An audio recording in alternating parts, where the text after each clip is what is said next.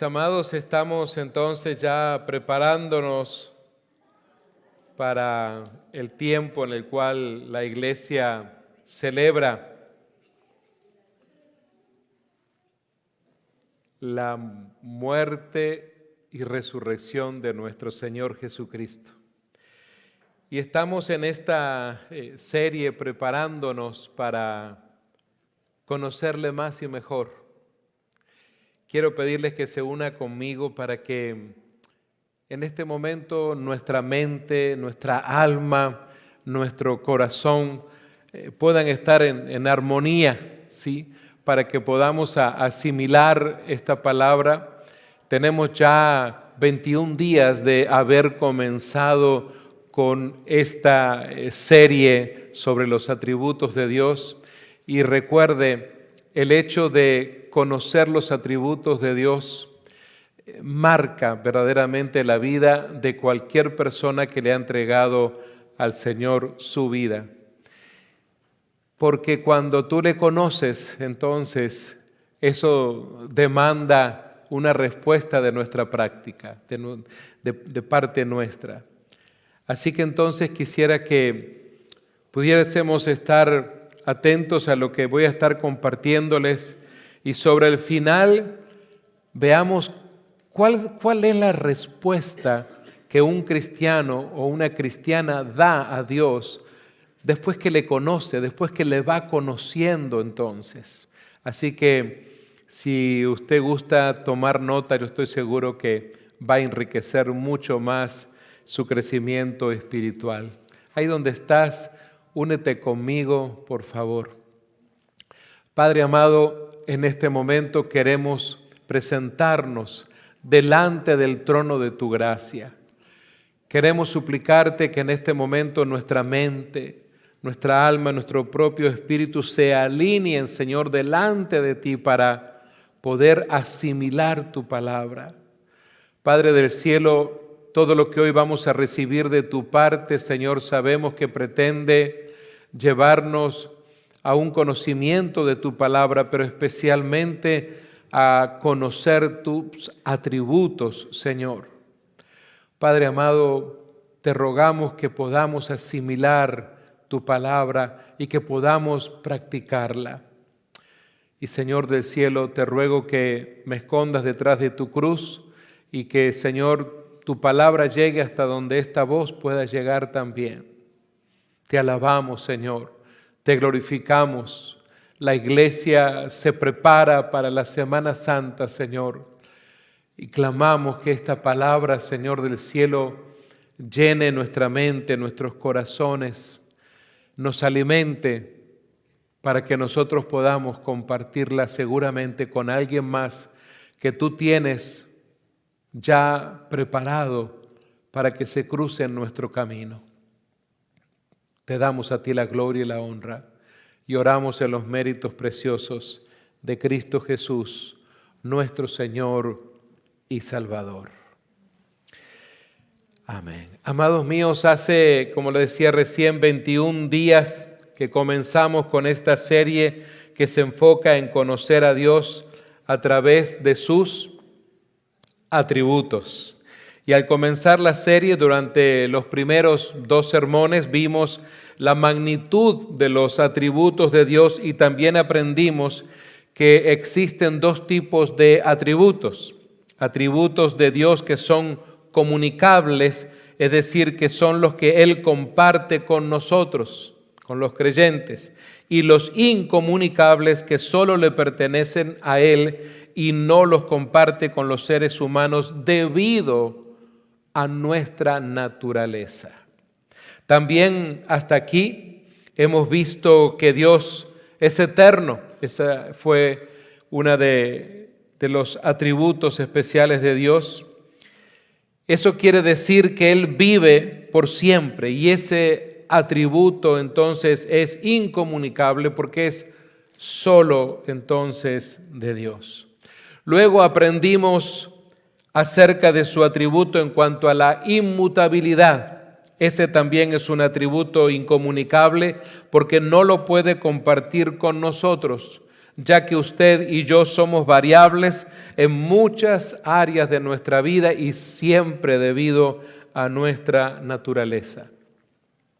Hoy el Señor me ha guiado a poder compartir con ustedes acerca de este atributo que es el de la perfección y santidad. Diga conmigo, perfección y santidad. Este atributo es comunicable, es diferente a los otros dos, es decir, lo comparte con nosotros para que lo podamos entonces vivir también en su momento.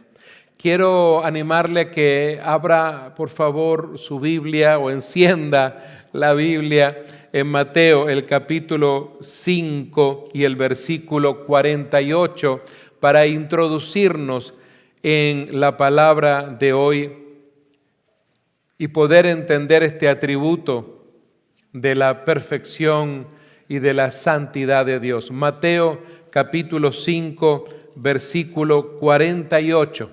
Matthew chapter 5 verse 48.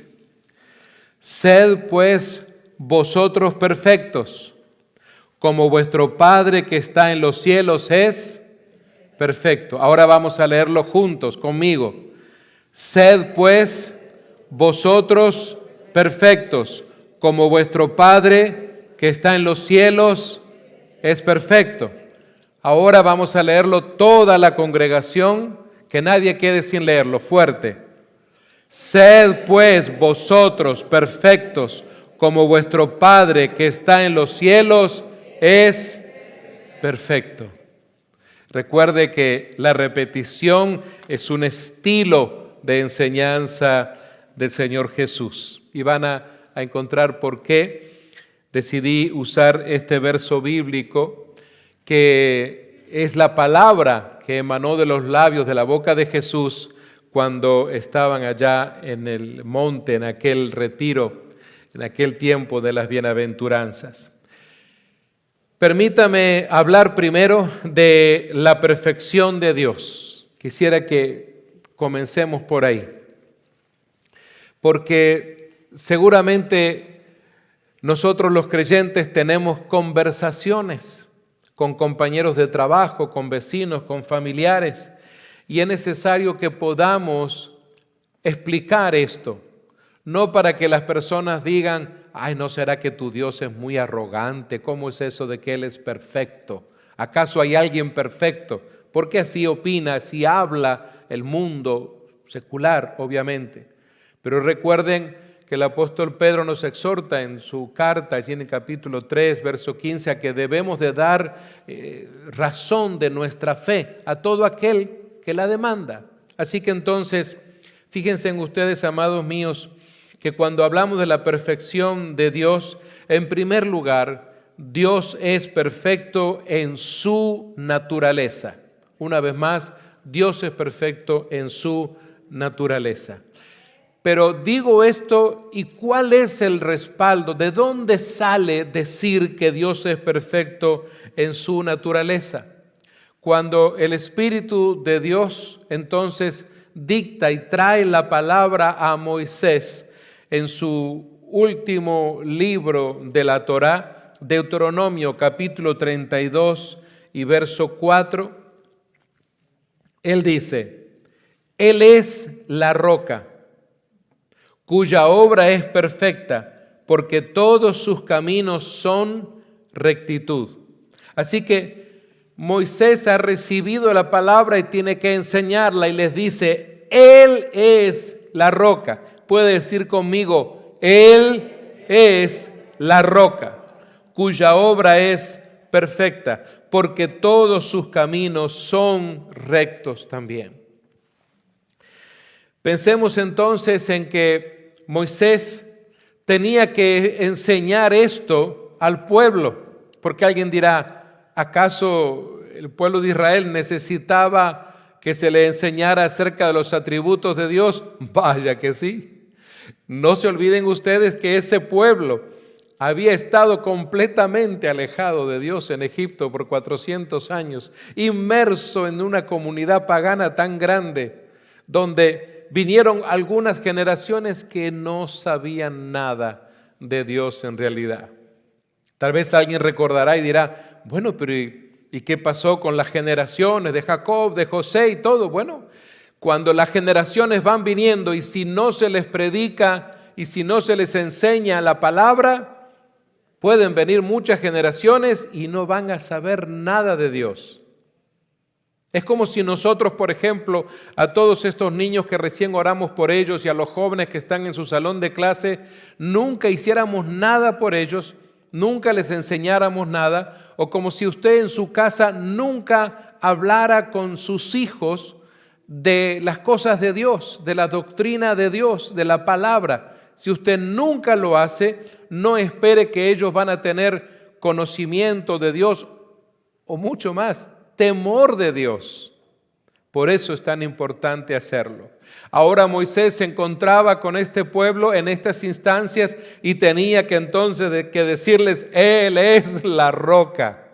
Y mis amados, luego encontramos en el Salterio que en el Salmo 18:30, ese himnario precioso que ya el pueblo de Israel estaba usando en los tiempos del rey David. Y allí el verso 30 dice, en cuanto a Dios, perfecto es su camino. En cuanto a Dios, en ese canto precioso, los levitas dirigían la congregación y decirle, en cuanto a Dios, no en cuanto a las demás cosas paganas, sino en cuanto se refiere a nuestro Dios, Él es perfecto en su camino. Así que entonces, muchísimos años después todavía del tiempo de Moisés, todavía vemos que la enseñanza está allí ahora en la congregación, enseñando de que Dios es perfecto. No porque es un Dios arrogante, no porque es un Dios pretencioso, sino porque esa es su naturaleza. Diga conmigo, esa es su naturaleza, ser perfecto. Mis amados, no solo Dios es perfecto en su naturaleza, Dios también es perfecto en su conocimiento. Fíjense en ustedes entonces que uno de los libros más antiguos que tenemos en la Escritura, que es el libro de Job, en el capítulo 37, el verso 16, a manera de pregunta, dice, ¿has conocido tú las diferencias de las nubes, las maravillas del perfecto en sabiduría? Fíjense en ustedes que en este tiempo en el cual se encontraba Job, después de toda la pérdida que él había tenido, ahora cuando lo rodeaban amigos buenos y amigos no tan buenos, fíjese usted que aflora esta pregunta tan importante. ¿Has conocido tú las diferencias de las nubes, las maravillas del perfecto en sabiduría? Es decir, mirando los cielos, dice aquí el verso, hay una perfección que se puede descubrir allí por las maravillas perfectas de Dios. Pero la última frase dice, perfecto en sabiduría. Y así como recién estaba compartiéndoles acerca de la perfección en cuanto a su naturaleza, esto nos ayuda a entender entonces desde que los tiempos más antiguos se hablaba de la perfección de Dios también. Fíjense en que si vamos al Salmo también, una vez más el 147 y el verso 5, encontramos en el canto congregacional donde dice, grande es nuestro Señor y de mucho poder, y su entendimiento es infinito. Grande es nuestro Señor y de mucho poder, y su entendimiento, en el anterior mencionaba la sabiduría, aquí habla el entendimiento es infinito. ¿Qué quiere decir? Que no hay un límite para el entendimiento de Dios, que no hay algo donde Dios, como nos pasa a usted y a mí, de repente podamos decir, uy, hasta aquí yo entendí esto, de aquí para allá del capítulo tal al final no entendí.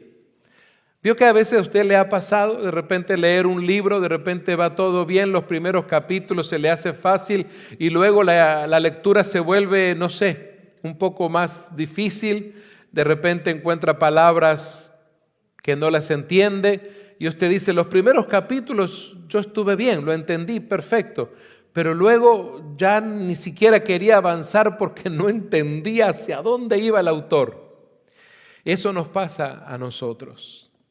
Y mis amados, Dios entonces es perfecto en su naturaleza, perfecto en su sabiduría, pero Dios también es perfecto en su voluntad.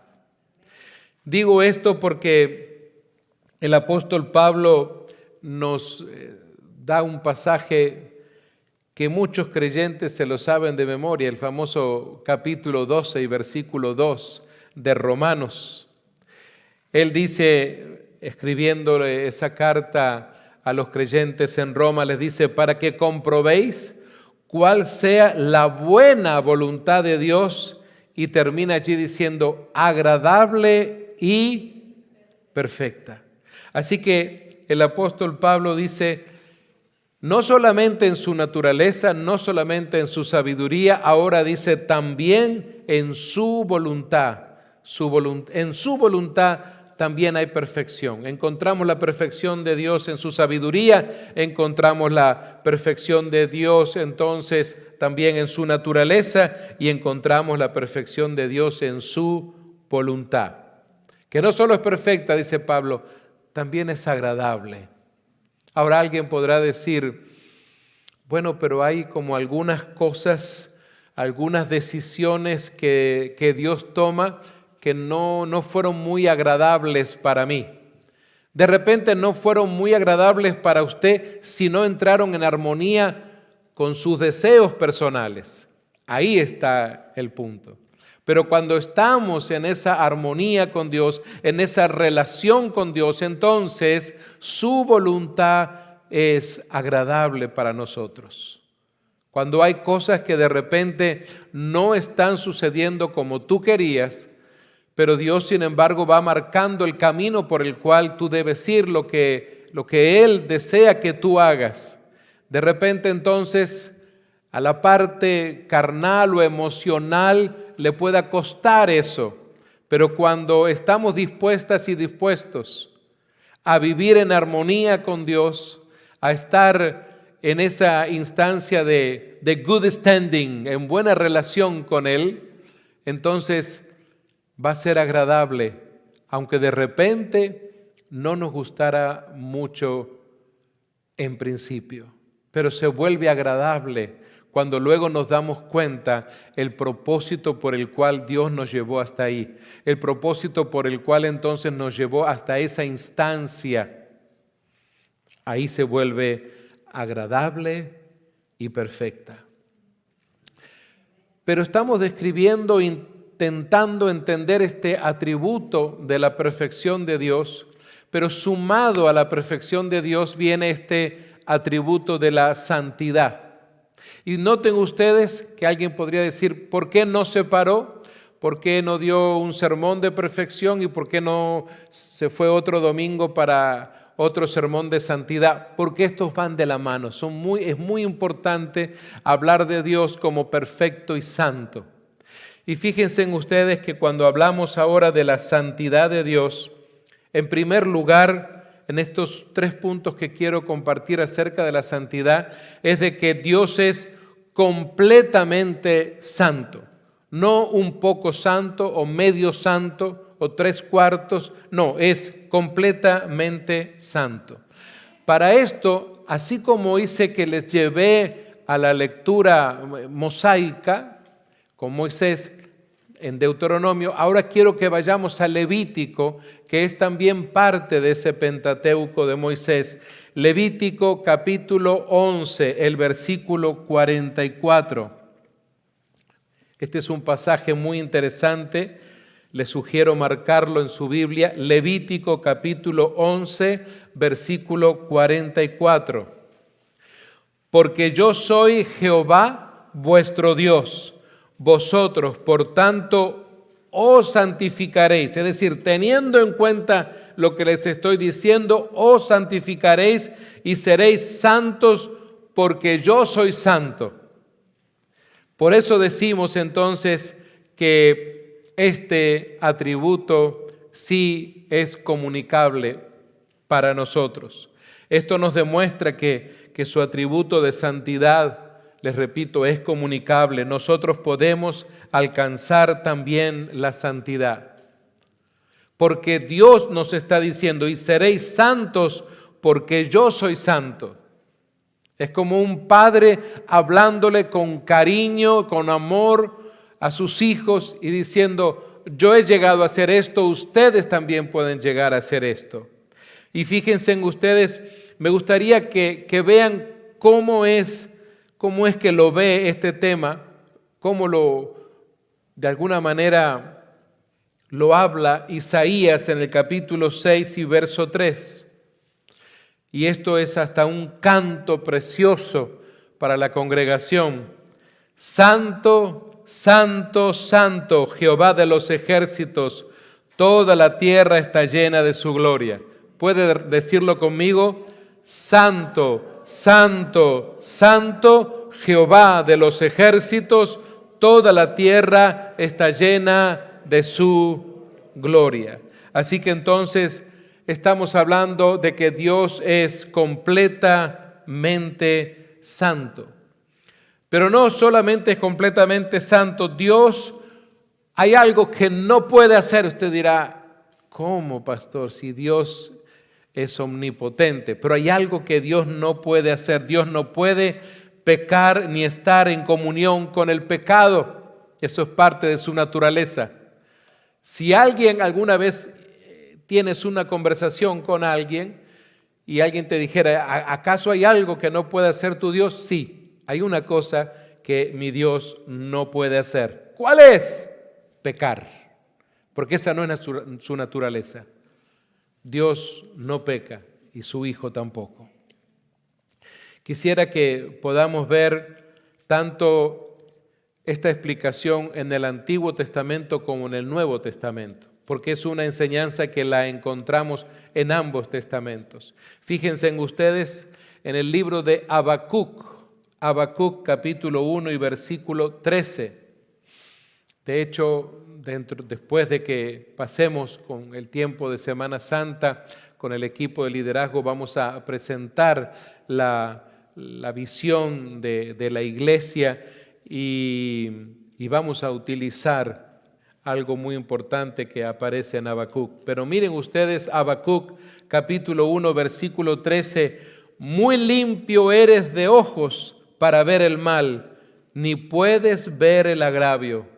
Qué interesante, el profeta dice, muy limpio, hablando de Dios, eres de ojos para ver el mal,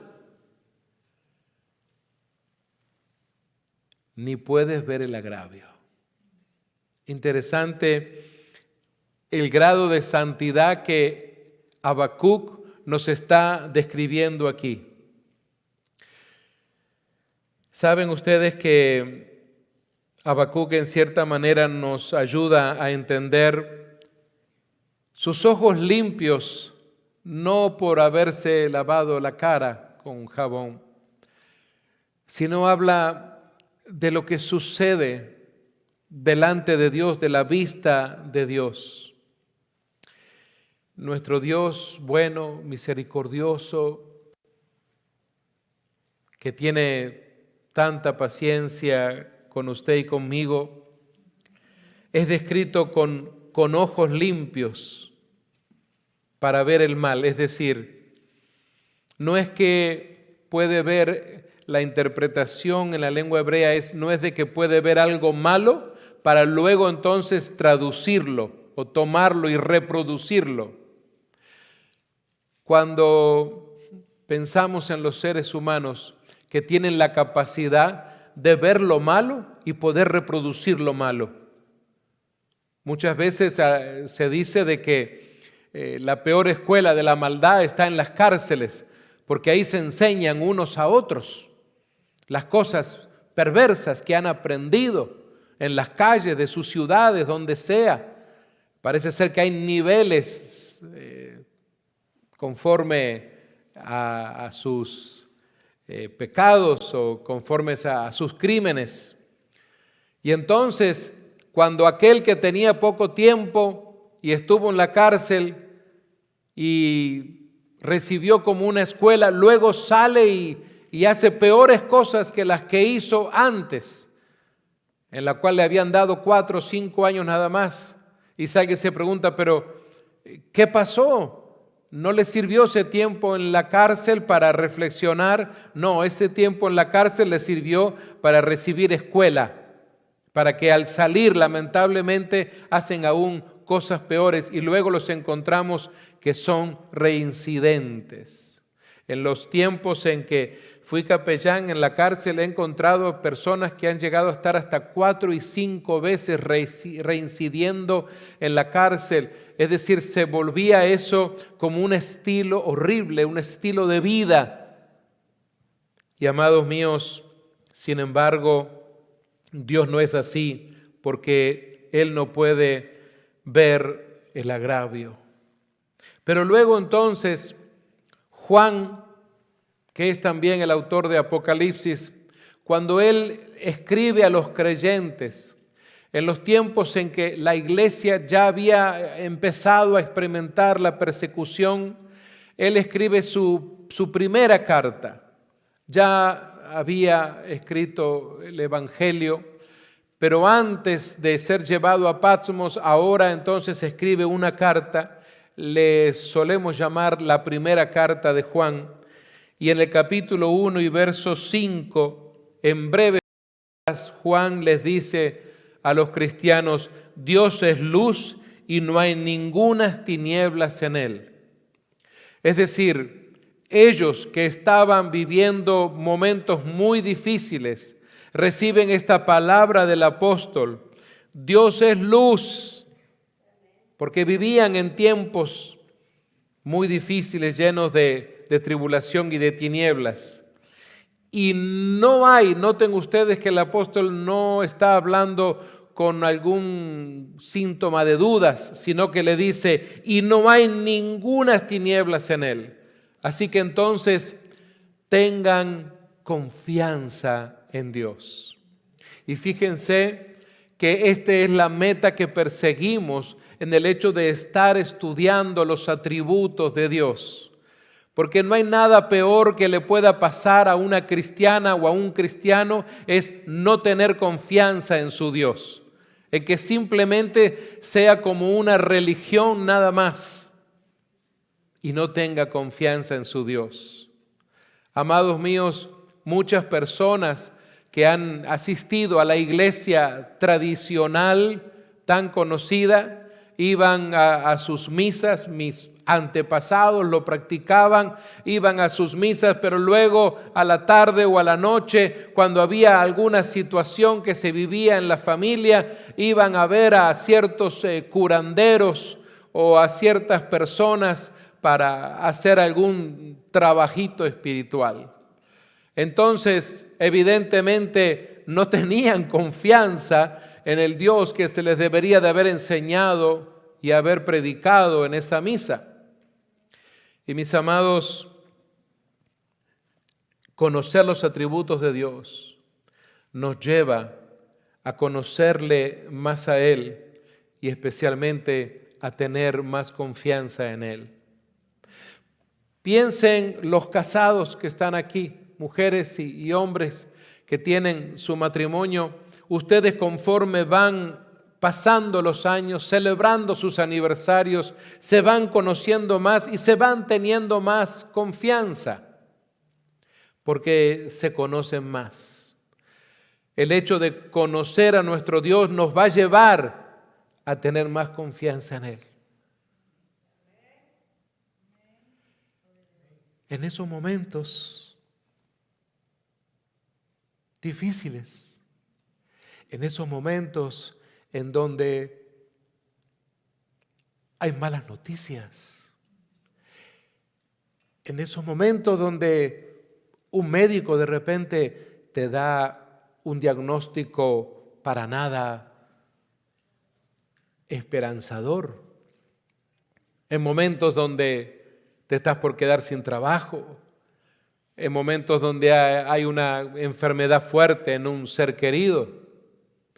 Y fíjense en ustedes entonces de que la idea es de poder tener una confianza total y plena en Él, porque Él es luz y porque no hay ninguna tinieblas en Él. Pero si estoy hablando de que Dios es completamente santo y que Dios no puede entonces pecar, tengo que decirles que la santidad de Dios exige una santificación. El apóstol Pedro no escribió mucho en comparación con Pablo, en comparación con Juan, pero escribió por lo menos 2 cartas. Y le ayudó a Lucas también con sus narrativas a que él armara también el libro de los Hechos. Pero en Primera de Pedro capítulo 1, el versículo 15 y 16, él dice: sed santos en toda vuestra manera de vivir, porque escrito está: sed santos porque yo soy santo. Y usted dirá, pero ¿no lo acabamos de leer eso? Fíjese que Pedro nos está recordando lo dicho por Dios en un pasaje que, claro, ya mencioné casi desde el principio cuando leímos Levíticos 11:44.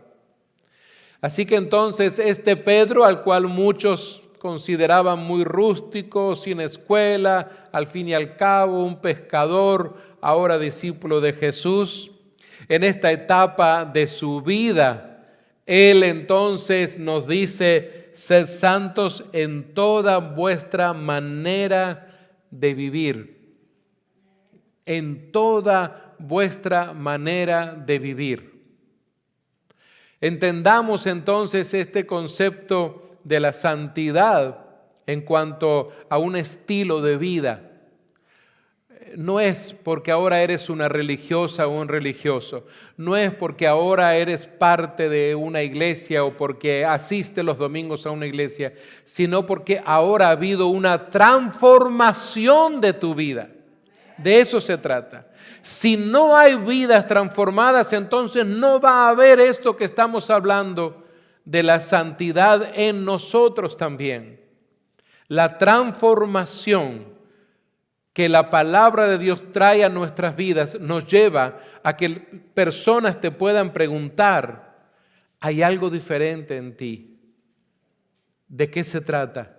Y eso es maravilloso, porque no hay nada más importante que alguien te haga preguntas acerca de tu conducta, acerca de ciertas cosas que tú haces, por qué lo haces, porque ahí es donde tú tienes la preciosa oportunidad de hablar con esa persona y decirle: mira, sea lo que sea que estás viendo, solo es Dios que lo ha hecho en mí.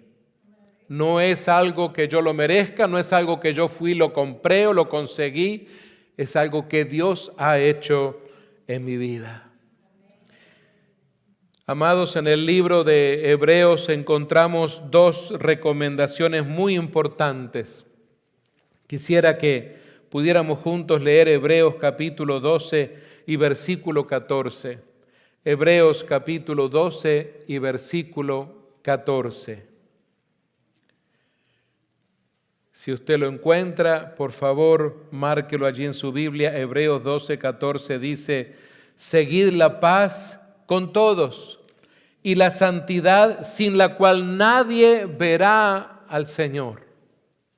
Qué interesante. El consejo aquí, o podríamos decir que esto es contundente. Hay 2 cosas que debemos seguir. Eso es, en primer lugar, la paz con todos. Y usted dirá: ahora sí me la puso difícil, pastor. ¿La paz con todos? A mí se me hace fácil llevarme bien con la gente que me cae bien. Se me hace fácil llevarme bien con la gente que me trata bien. Se me hace fácil estar en paz con aquella persona que siempre está dispuesta o dispuesto a ayudarme, que me expresa su cariño, su amor, su amabilidad, etc. Con esa gente es fácil, ¿verdad?, estar en paz. Con tu vecino que siempre te saluda, que te pregunta cómo estás, en qué te puede ayudar. Con ese compañero de trabajo, ¿verdad?, que te cubre. Cuando de repente algo pasó, llegaste tarde, no te preocupes, yo ya le dije al jefe que venías y ya, mira, ya te preparé esto. ¡Wow! ¡Qué lindo! Que esas personas fantásticas que encontramos en nuestra vida y con ellos, ¡wow! Es lindo estar en paz con todos ellos. Con tus compañeros de repente en la escuela, que te llevas bien, que piensan lo mismo. Pero ¿y qué tal los que te hacen bullying? ¿Cómo te vas? ¿Cómo es eso? ¿Cómo voy a estar en paz si alguien en la escuela le hace bullying a tus hijos? ¿Cómo vas a estar en paz con tu jefe que es muy cruel contigo, que te exige cosas que tú sabes que es injusto? ¿Cómo estar en paz con una persona así? ¿Cómo estar en paz con alguien que de repente te faltó al respeto, te gritó, te humilló? ¿Cómo vamos a estar en paz con ese tipo de personas? Pero Pedro dice, inspirado por el Espíritu Santo, estar en paz con todos. Recuerda siempre esto. Cada vez que tú recibes una piedra que viene hacia ti, cuando cae y está allí en el piso, la decisión es tuya. Si tú te agachas a recogerla y a devolverla, esa es tu decisión. Si tú la decides que ahí quede, también es tu decisión y probablemente será la mejor. Aunque venga una segunda, una tercera. Lo peor es cuando tomamos de regreso la piedra y queremos entonces volverla a tirar, porque eso se llama entonces venganza. Y yo sé que usted dirá, es que usted no sabe dónde yo trabajo, no sabe dónde yo vivo, no sabe cómo están las cosas en mi vida.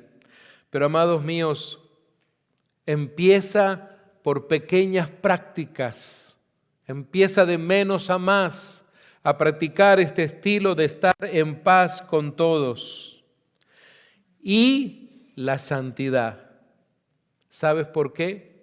Sin la cual nadie verá al Señor. Es decir, santidad es estar apartado y apartada para Dios. Tener esa seguridad de tu salvación. Y amados míos, tal vez alguien dirá, ¿no será muy fuerte el autor de Hebreos? Porque hablar de santidad se conecta con lo que estamos enseñando los viernes. Es esa persona que está esperando, anhelando la segunda venida de Cristo. Que está entonces comportándose conforme, no para agradar al jefe o agradar al vecino, sino para agradar a Dios. Y cuando tu propósito de vida es agradarle a Él, todo lo demás entonces va a venir por añadidura. Por eso es que el Señor dijo, buscad primeramente el reino de Dios y todo lo demás vendrá por añadidura. Qué bueno que se lo sepan de memoria, porque a veces necesitamos estos versos en momentos en que no vamos a tener de repente la Biblia ahí en la mano, necesitamos tenerlo en el corazón y en la mente. Mis amados, recordemos entonces que si bien ahora hemos estado viendo este tema de la perfección y la santidad de Dios, y le estamos conociendo en su perfección y en su santidad, supónganse que yo les diga, muy bien, hermanos, ¿qué tal? ¿Qué les pareció? ¿Les gustó? Muy bien, oremos, váyanse a casa, váyanse a comer algo rico. Hasta aquí terminamos hoy.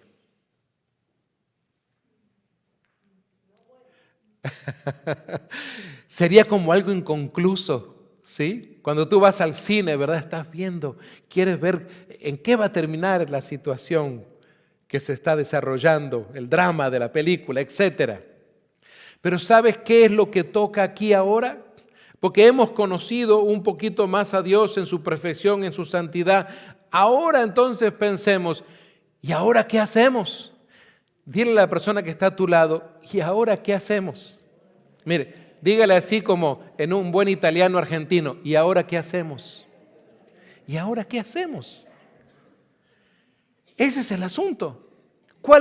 ¿Qué respuesta vamos a dar ante esta situación? Creo que las tres respuestas del creyente a la perfección y a la santidad de Dios, en primer lugar debemos buscar justamente la perfección. Usted dirá, pastor, ¿cómo la perfección? La perfección en Cristo. Porque si ahora tienes a Cristo, en Cristo sí hay perfección. Amén. Pero un momento, ¿y esto que estoy diciendo será cierto? ¿Tendrá apoyo bíblico? ¿Tiene relevancia escritural? Noten ustedes lo que dice el apóstol Pablo a un grupo de hombres y mujeres que vivían en una ciudad de Filipos,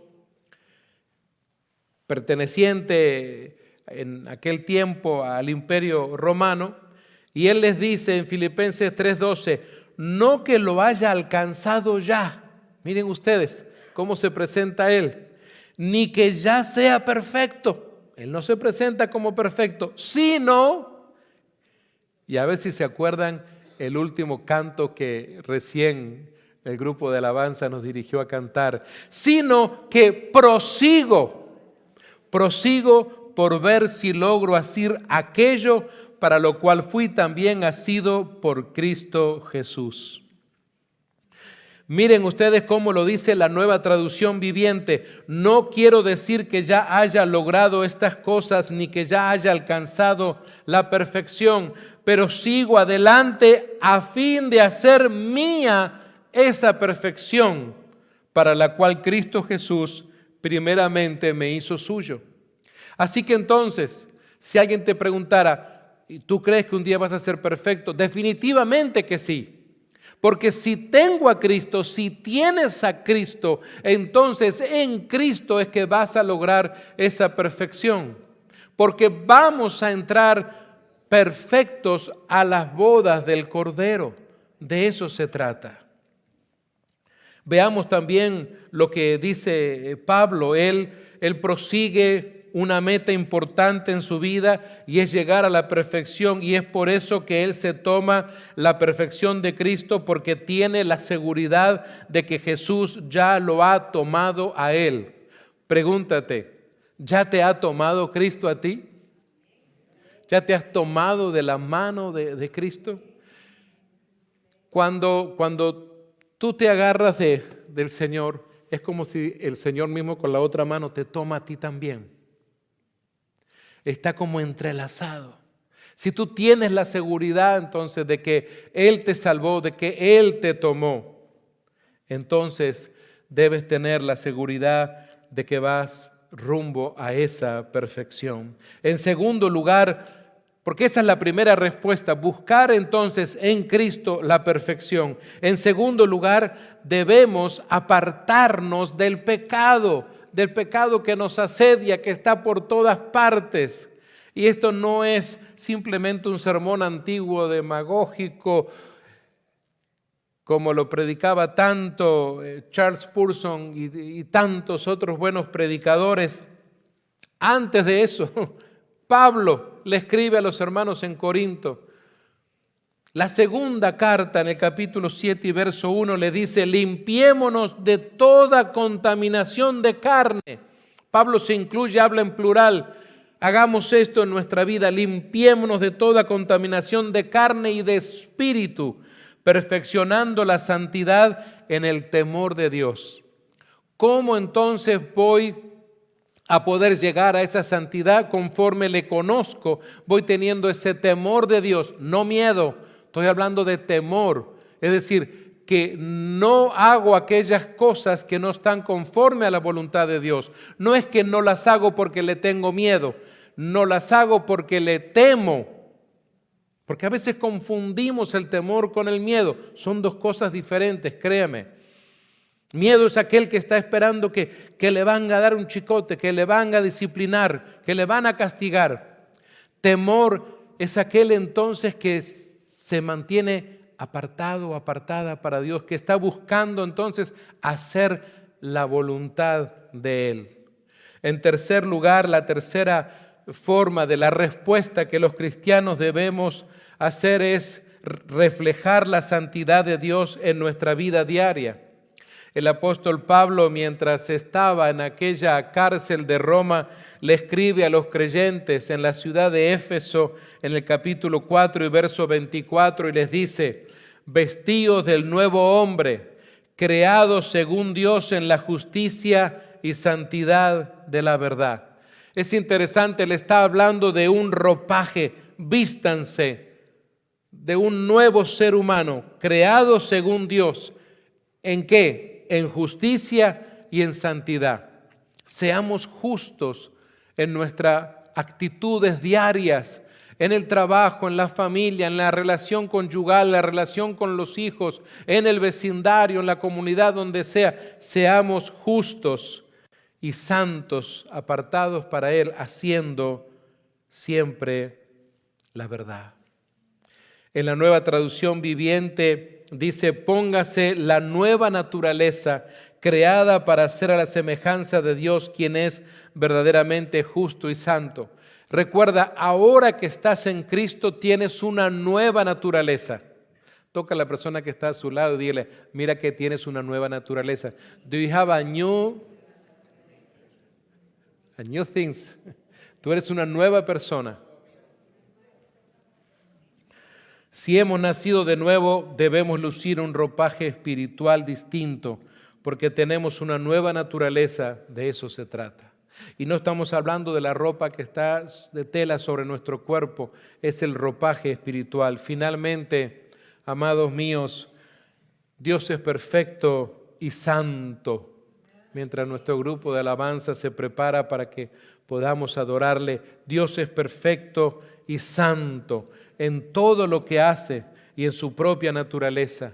Como creyentes, amados míos, estamos llamados a reflejar su carácter en nuestra vida, viviendo en santidad y buscando la madurez espiritual en Cristo. Recuerda, siempre es en Cristo.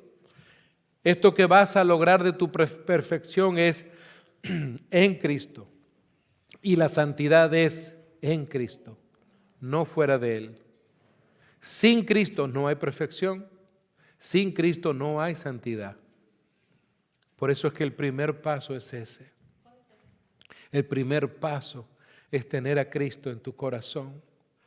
Mi amigo y mi amiga, qué bueno que este día has llegado a la iglesia, pero quiero decirte que si tu propósito es conocerle más, conocerle mejor, tienes que dar el primer paso de invitar a Jesús a tu vida, de que Él sea el Señor, el Salvador de tu vida. De eso se trata. Ese es el primer paso, aunque no lo entiendas todo, porque al principio sucede de que wow, pastor, yo no entiendo todo esto, pero el primer paso es importante y después sigue lo demás. Vamos a ponernos de pie un momento para orar en este tiempo y poder entonces invitar a todo aquel que tenga el deseo este día de invitar a Jesús a su vida. Mis amigos y amigas que están allí en las redes sociales, si tú eres una persona que en este momento sientes el deseo en tu corazón de invitar a Jesús a tu vida, de abrir esa puerta de tu vida como si fuera una casa y dejarle entrar, este es un buen tiempo. Ahí donde estás, mi amigo y mi amiga, ahí en tu mente, dile: querido Dios, en este momento aunque no entiendo todo, siento el deseo de abrir la puerta de mi vida. Quiero invitarte a que entres a mi vida. Quiero conocerte más y mejor. Quiero pedirte que perdones todos mis pecados y que también escribas mi nombre en el libro de la vida. Te doy gracias por tu muerte en la cruz, por la salvación y la vida eterna. En tu nombre poderoso.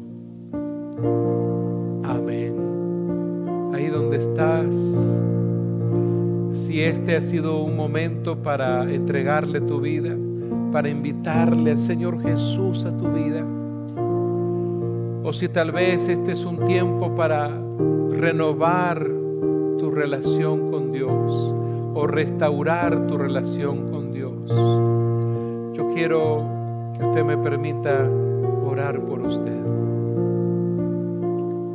Ahí donde estás, solo levanta tu mano para yo saber que tú me estás diciendo: pastor, ore por mí. Permíteme ver solamente tu mano levantada, saber que voy a orar por ti. Dios te bendiga, Dios te bendiga allá. Dios te bendiga, Dios te bendiga a ti también.